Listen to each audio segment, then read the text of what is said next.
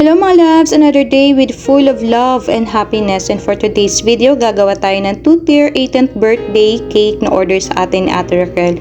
Actually, first time ni Ate Raquel umorder sa atin. So thank you Ate Raquel!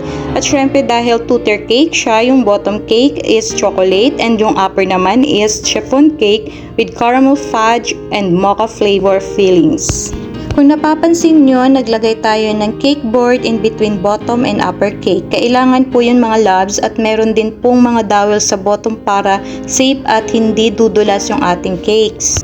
Ganon din po dun sa upper part, kailangan din po may dowel, tagos dun hanggang cake board. So yung kulay naman po ng ating cake is old rose, konting pink lang po yan at saka brown. At saka nilagyan natin ng mga artificial flower. Syempre na-sanitize na rin po yung flower natin dyan bago natin itutusok sa cake. At saka nilagyan natin ng cake topper.